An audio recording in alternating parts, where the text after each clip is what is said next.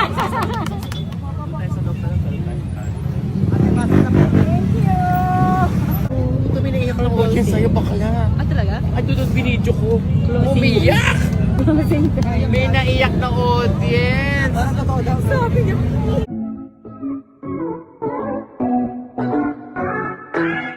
Chris Bernal, kuhang-kuha ang inis ng mga taga-subaybay ng House of Lies dahil sa angking kagalingan niya pagdating sa pagiging kontrabida. Ngayon ay na-reverse ang kanilang karakter dahil nga naawa ang mga netizens kay Chris bilang si Thea dahil nakaganda na rin sa March. Kaya naman ipinakita nga ni Chris Bernal ang ilan sa mga moment niya habang nasa taping kung paano siya kinawawa ni March. Panoorin at kung hindi pa nakasubscribe, don't forget to click subscribe and hit the notification bell to keep you updated. Sobrang hahangaan mo si Chris Bernal dahil sa dedikasyon niya pagdating sa kanyang trabaho. Alam naman natin na si Chris Bernal ay mapera at mayaman na pero talagang workaholic siya. Talagang love na love niya ang kanyang passion sa trabaho. Ito nga yung isa sa mga eksenang inabangan sa House of Lies kung saan ang kanyang tema ay nasa labas ng gate at talagang marami ang nanonood at tumadaan dito. Thank you!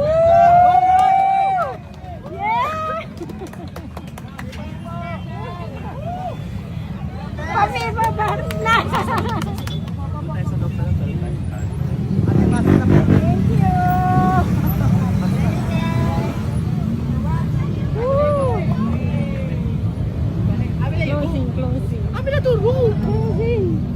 Hindi ko na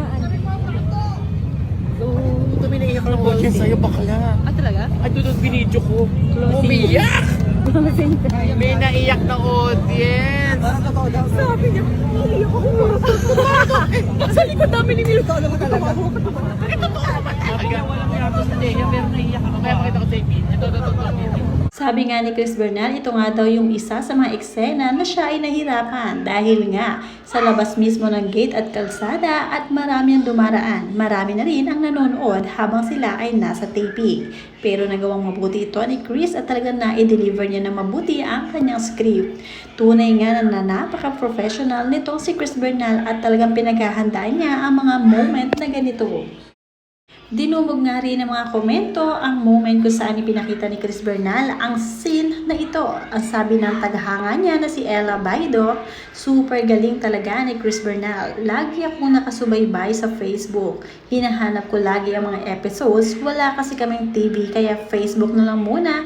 Antay lagi sa next episode. Congratulations, Idol! Mula naman kay Ann, magaling talaga si Chris Bernal. Lahat ng palabas niya hindi boring. Dahil magaling umarte, walang sayang at walang tapon. Mapabida, kontrabida, hindi rin hirap umiyak. Sa totoo lang, sa isang scene na ito ay talaga naman kahit natapos na ang eksena at nag-cut na ang direktor ay talagang dalang-dala pa rin ito si Miss Chris Bernal ng kanyang karakter. Talagang hindi agad siya natigil sa pag-iyak at ang taas ng emosyon niya dito. Sabi nga ng mga taga-subaybay niya mula kay Arnity Martinez Castro, Chris talaga ako since 2010. The Last Prince pa siya kasama si Aljo. At mula naman kay Aida Pineda, idol ko na yan si Chris Bernal. Lagi akong nag-aabang ng mga drama niya. Ang tagal niya bago niya nakabalik muli.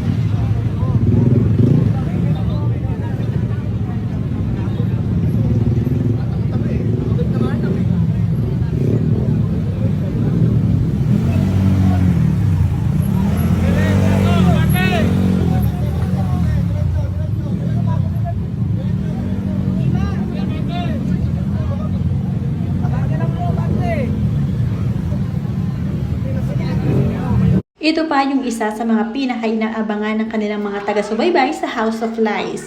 Ang moment na isinubsob siya ni Beauty Gonzalez or March sa isang juice. Sabi nga dito ni Aurea Bautista, sobrang galing talaga ni Thea, lalo na sa pag-iyak niya.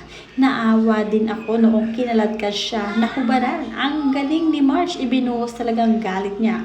Pareho silang magaling. Mula naman sa isa pang tagahanga, paano naman makamove on agad yan? Grabe ang ginawa ni Marge kay Thea. Halos balian na niya ng buto kung itulak. Parang totoo na hindi drama. Grabe na nagasgasan dyan si Thea. Di naman bagay si Thea maging kontrabida Ang bait niya kaya. Si Marge ang bagay maging kontrabida dahil ang tapang niya. Awi na lang. Paano na ba yan? Got one, two, take one. 5, 4, 3, 2. 10.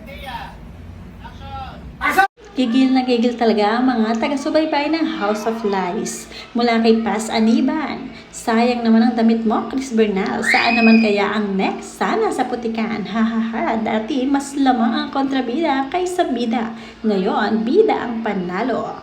Mula kay Rosario Baranda. Sayang, sana ikaw ang bida. You deserve to be bida. Super galing mo and beautiful pa. At mula naman kay Samantha Hibo, kami din naiyak para sa kanya. Sa totoo lang, noong hindi pa alam ni Marge, gigil na gigil kami.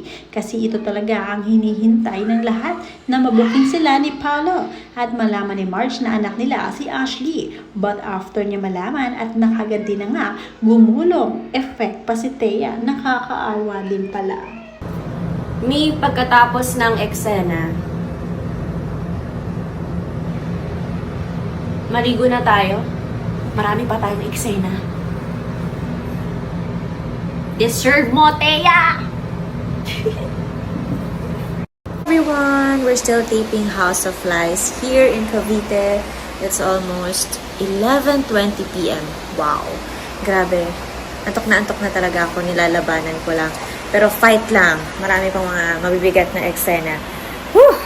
Anyway, thank you so much sa lahat ng mga comments ninyo sa episode kanina. Talagang ramdam na ramdam ko yung gigil ninyo, yung tuwang-tuwa kayo dahil nakahaganti na si Marge sa akin. Thank you so much, nakakatuwa kayo.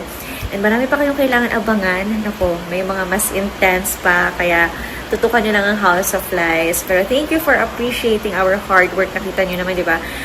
Hirap talaga gawin. As in, from ngud-ngud sa football, to kaladkad, to pagpapalayas na nahubaran ako, nakabra ko in front of many people sa kalsada. Oh my gosh.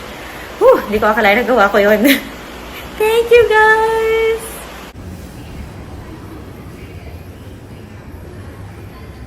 Cut. Cut. Next. Cut the good neck.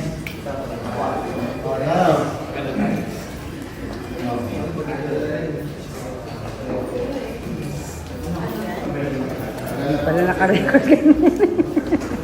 At least nakabawi. We are back.